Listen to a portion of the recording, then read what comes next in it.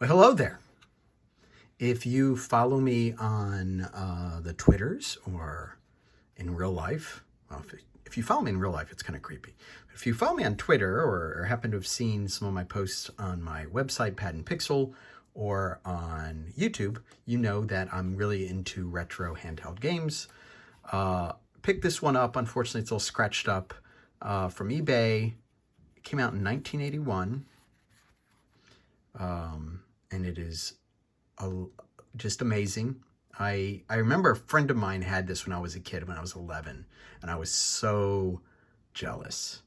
By the way, this doesn't exactly match because it came without the battery case cover, and I found one on eBay that was part of it, but obviously either different runs or one's more faded than the other. Anyway, this is Dungeons and Dragons Computer Fantasy. Pretty straightforward game. What you do is you choose what level you want to play. We're going to do level 1, which is the easiest. And it drops you into a randomized maze. So imagine this maze, this dungeon, as it were, is a grid that is 9 wide. And I actually don't know how, is it wide actually? I don't even know if it's wide or, let's have a look. So yeah, it's 9 wide, and I'm not sure how tall. I guess it goes A to J. So the grid, each room in the grid has a number and a letter, and it does wrap around. So I just went from 0 to 9, but if I keep going this way, so what you may notice is that I move, and then sometimes it shows you what's in an adjacent room.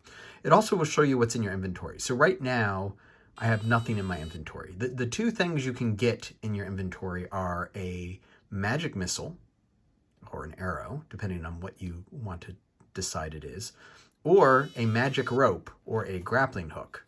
Again, depending on what your flavor of play is. It's all in your imagination. So I go to a room, and now this flashing thing is showing me that there is a pit in one of the adjacent rooms. Now, nothing moves other than the dragon. So I know that it's in one of these 3. It's not where I just came from. So I'm going to guess. If you fall in the pit, you die. So I know it wasn't here. I bet you it's down there because, I've gone around it. So the object of this game is to find the magic missile or arrow. And then once you have found it, locate the dragon and kill the dragon. You have to do this before you fall into a pit and die, and also avoid getting eaten by a dragon. So the first thing I have to do is locate the magic missile by wandering around. If I fall into the pit, you'll see I'll die immediately. The other thing I can do is I can find that magic rope, which will be used automatically if I find it and if I were to fall into a pit. Oh, shit. Okay, the dragon is in one of these rooms. Now, if I had my magic missile, I would shoot where I think it is and either hit it or miss if I'm right. However, I don't. So I'm going to back up because I don't want to walk in there with it. Now, the dragon can actually move around, I believe. I think, yes, it definitely moves around. I think it's chasing me. So I need to find that arrow. Let's see. Damn pit. I'm going to fall in the pit, I can tell. Ooh, I'm lucky. I don't know where the... Oh, no! I'm dead. That's the game.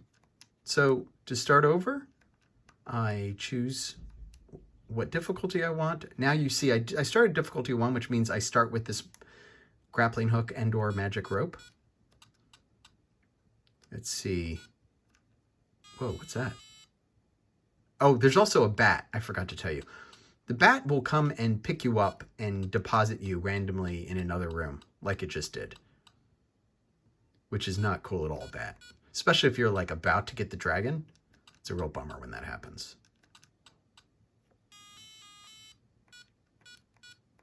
You can imagine whiling away the... Oh, fortunately I have my grappling hook. See, he uses it. I'm out. You can imagine whiling away the hours in a class, turning the audio off, which I think you can do. I actually don't know for a fact if you can do that. Oh, you bastard. Oh, he dropped me into a pit.